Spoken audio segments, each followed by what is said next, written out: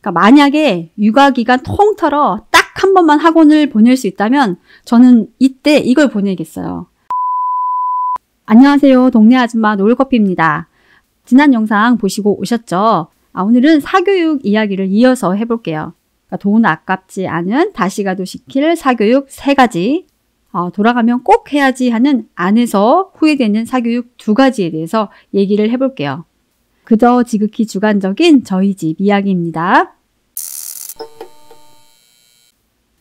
돈 아깝지 않은 다시 가도 시킬 사교육 3가지. 제가 학원을 잘 안 보내는 엄마였지만 정말 심사숙고해서 보낼 건 보냈습니다. 뭐 1달, 2달을 보내도 시간과 돈이 안 아까운 학원을 찾은 거죠. 그런데 그렇게 고민을 해서 보냈어도 솔직히 왜 보냈나 하는 학원들도 있었어요. 그래도 정말 다시 가도 꼭 보내겠다 생각하는 것들이 있는데요. 첫 번째는 초등 예체능입니다. 그러니까 피아노, 수영, 태권도. 그러니까 학원 잘 안 보내는 집도 대부분 초등 때 예체능 1~2개는 다들 보내시는 것 같아요. 그러니까 인생을 보다 풍부하게 만드는 것들 아닐까 합니다. 그런데 이때 경험을 다양하게 해주고 싶다고 무조건 여러 가지를 다 시키는 집도 계세요. 그런데 어차피 한정된 시간에 모든 것을 다 해볼 수는 없어요. 그러니까 종류만 늘리지 말고 집중해서 가능한 정말 하고 싶은 것만 보내시길 추천합니다. 저희는 태권도 1~2년, 그러니까 수영 2년, 피아노 2년 정도씩 보낸 것 같아요. 그러니까 미술과 플룻은 방과 후로 잠시 보냈던 것 같고요. 저희들 음악을 정말 좋아해요. 큰애가 관현악단 동아리를 하고 있고, 늘 음악 이야기를 같이 많이 합니다. 그러니까 클래식부터 인디밴드, 힙합까지 좋은 곡들 서로 권하고, 그러니까 나이가 다르고 세대가 달라도 대화의 꼭 중심이 되어줄 수 있는 것 같아요. 이 예체능이라는 것들이. 또 운동하는 것은 무엇보다 중요한 것이고, 특히 체력이 뒷받침이 되어야 공부도 잘하는 것 같아요. 그러니까 예체능은 더 말할 필요가 없겠습니다. 다시 가도 예체능 학원 이 정도는 꼭 보낼 것 같습니다. 그리고 또 제가 좋게 생각하는 학원은 그러니까 영어 학원이 있는데요. 이게 근데 보내는 시기가 중요합니다. 무조건 영어 학원을 보내라 이런 게 아니고요. 파닉스, 어휘, 기본 문법 다 되어 있을 때, 그러니까 리딩 수준을 올릴 때 보내시기를 추천드려요. 그러니까 큰애가 청담을 그때 5학년 2학기에서 6학년 1학기까지 딱 1년을 다녔는데요.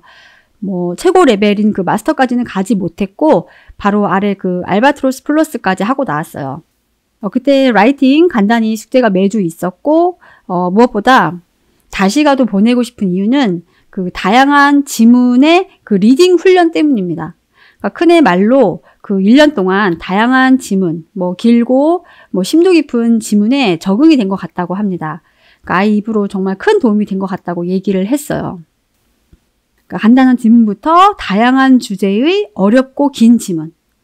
그러니까 꼭 그 학원이 아니어도 그러니까 다양한 주제에 조금 어렵고 긴 지문을 계속 다뤄주는 곳이 있다면 좋다고 생각을 해요. 작은 애도 중등의 영문법 중심의 학원을 5개월 정도 보냈었어요. 그 학군지에 그 나름 유명한 학원이었지만 저희는 시간이 아깝다 그런 얘기를 많이 했습니다. 그러니까 학원이 유명해도 선생님마다 커리가 다르면 또 검증이 된 건 아니더라고요. 그러니까 저는 영어가 어느 정도 수준이 됐을 때 리딩 훈련할 수 있는 학원이라면 영어 1년 정도 다니면 참 좋다고 생각해요. 마지막으로 정말 좋았던 학원은 그러니까 수능 이후에 면접 준비를 위해 다닌 면접 학원입니다. 그러니까 오래 다닌 게 아니고 그 대학교별로 딱 한 차례만 일회성으로 보냈는데요. 그러니까 면접 연습이 특별한 건 아니었고 그냥 한번 해봤다는 것이 그렇게 마음을 편하게 해줬고 무엇보다 자신감을 받아서 나온 것 같아요. 그러니까 영상으로 직접 찍어서 확인도 해봤고 최근 이슈 정리한 그 자료도 받았었고요. 사실 실력을 그대로 보여줄 수만 있으면 되는 건데 그게 또 대입이면 얼마나 떨리겠어요. 그러니까 일회성이지만 한 번씩이라도 확인해 볼 수 있다면 좋다고 생각합니다. 정말 다시 가도 저는 꼭 보낼 것 같습니다. 돌아가면 꼭 해야지 하는 안에서 후회되는 사교육 2가지. 첫 번째는 그 초등 때 다니는 국어 논술입니다. 그러니까 고학년이 올라갈수록 계속 고민하게 되는 주제가 문해력인 것 같아요. 그러니까 사실 너무 유행처럼 그 문해력 얘기가 많이 나와서 오히려 그게 그렇게 중요한 건가 와닿지 않을 것 같은데요. 그러니까 공부의 기본이 정말 글, 지문을 어떻게 이해하고 해석하느냐인 것 같습니다. 그러니까 학년이 올라가면 올라갈수록 더 그런 생각이 커지더라고요. 뭐 국어는 기본이고 영어, 그리고 수학을 제외한 모든 과목이 그러니까 제대로 이해해야 창의적인 아이디어도 나오고 문제도 제대로 풀게 됩니다. 그런데 이게 무조건 책을 많이 읽기만 한다고 뭐 시간에 비례해서 느는 것 같지는 않아요. 그러니까 문장을 정확하게 이해해야 하는 거죠. 어휘는 뭐 당연히 너무 중요한 거고. 그러니까 글을 어떻게 읽고 해석하는지 뭐 이후 다지기까지 어느 정도 훈련이 필요하다고 생각이 듭니다. 또 무조건 주입식이 아니고 그 하브루타 같은 그 방법으로 대화하고 질문하고 그러니까 토론하면서 문제를 해결하는 그 과정을 경험해 보는 거죠. 자신의 생각과 의견을 표현하는 연습도 해보는 거고요. 그러니까 이게 집에서 뭐 자연스럽게 된다면 더할 나위 없겠지만 집에서 뭐 이렇게 다 모여서 즐겁게 토론이 잘 안 되잖아요. 그래서 논술 학원을 보내서 뭐 글 읽기, 책 읽기 방법을 배우게 시킬 것 같습니다. 뭐 꼭 오래 다니지 못하더라도 6개월에서 1년 정도만 보내서 방법을 터득하면 좋다고 생각해요. 뭐 이후로는 이제 뭐 교재들 활용하면 되겠죠. 그러니까 결국 글 읽기, 글 해석이 공부하는 내내 영향을 줄 거예요. 그러니까 저희 애들이 저학년 때만 해도 국어가 이렇게 중요해질지도 몰랐고 솔직히 그렇게 쉽게 오르는 과목이 아니라는 걸 제대로 파악하지도 못했던 것 같아요. 하지만 정말 국어가 중요하고 모든 과목에 영향을 주는 과목이기 때문에 다시 가면 국어 논술 1년 정도는 꼭 보낼 것 같습니다. 그리고 다시 가서 꼭 보내고 싶은 학원은 수학학원입니다. 그런데 시기와 무엇을 하는지가 중요하겠죠. 그러니까 만약에 육아기간 통틀어 딱 한 번만 학원을 보낼 수 있다면 저는 이때 이걸 보내겠어요. 바로 중3 겨울방학부터 고1 중간고사까지입니다. 그리고 무엇을 하는지는 고1 수학 내신 시험 준비입니다. 그러니까 보통 수학은 초등 저학년부터 준비하는 집들이 많아요. 뒤늦게 시작하는 집도 뭐 고등 들어가기 전에 뭐 한두 학기는 이제 기본이 된 것 같고요. 그래서 중3쯤 되면 그 수 상하는 다들 많이 해둡니다. 몇 번씩 뭐 개념 유형 교재를 했을 거예요. 뭐 유형 교재 풀리면 그래서 이제 곧잘 풉니다. 학교 기출들 가져다가 풀려도 잘 해요. 그러니까 고1 수학은 이제 어느 정도 했구나 생각을 하기 마련이죠. 그런데 이제 고1 첫 시험은 9등급 상대평가죠. 내가 아무리 많이 했고 열심히 했어도 나보다 잘하는 친구가 앞에 많으면 등급이 자연스럽게 안 나와요. 그러니까 정말 많이 했고 잘했고 자신 있었는데 3등급, 4등급, 5등급 이렇게 맞는 거예요. 그런데 수학 과목이 얼마나 중요한지는 다들 잘 아시잖아요. 일단 정시에서 수학 비중이 가장 높고 내신에서도 단위수와 별개로 가장 중요하게 보는 과목입니다. 다른 과목 내신이 안 좋아도 수학이 잘 나왔다면 다른 평가를 받아요. 그리고 첫 시험 결과가 아이들이 자신감과도 연관이 많아요. 다른 어떤 과목보다 수학을 잘하면 친구들 사이에서도 뭐 우등생이 되는 거고 선생님들에게도 각인될 수 있고요.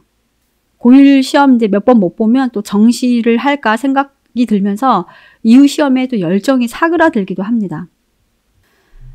고등에 와서는 매 학기가 중요하지만 내신에서 딱 한 번 찬스를 쓴다면 첫 수학 시험에 쓰겠어요. 정말 다 열심히 하기 때문에 등급 참 안 나와요. 특히 잘하던 아이들도 시험을 보고 가장 많이 하는 말이 뭐 시간이 부족했다. 아주 쉬운 건데 뭘 실수했다. 지금 풀면 다 풀 수 있다. 그러니까 시험 때는 왜 안 보였는지 모르겠다. 정말 흔하게 다들 하는 말입니다. 그러니까 우리 아이가 수학을 잘하고 열심히 하고 많이 했지만 정말 이렇게까지 할 수 있나 싶도록 수학을 준비시켜 보세요. 그러니까 교만한 마음을 버리고 아주 겸손한 마음으로 수학 준비를 하셔야 합니다. 그러니까 이때 학원에서 다양한 종류의 문제도 접해보고 기본적인 그 양치기도 해봐야 합니다. 그러니까 내가 다 아는 문제도 뭐 다른 친구가 물어서 풀이를 듣다 보면 계속 반복할 수 있고 더 쉬운 풀이를 또 볼 수 있고 아주 빠르게 풀게 될 거예요. 그리고 이제 학원 친구들과 뭐 짧은 시험들을 보면서 이제 수준 파악도 계속 해가면서 준비하셔야죠. 그러니까 학원에서는 네, 기본이 되어 있어도 기본 그 양치기 그리고 시간 안에 풀기 연습 그리고 수준 파악 다지기 또 다지기 계속 하는 거죠. 저희 작은 애가 모의고사는 늘 그러니까 높은 점수 1등급인데도 고1 내신이 잘 안 나왔어요. 뭐 큰애 같은 애는 뭐 늘 한결같이 알아서 연습을 많이 했지만 작은 애는 수학을 많이 해뒀고 잘하는 아이인데도 그 사춘기로 속을 썩이면서 내신 시험 직전에 연습을 확실히 안 하더라고요. 그러니까 이제 내신 시험은 좀 잘 안 나오고.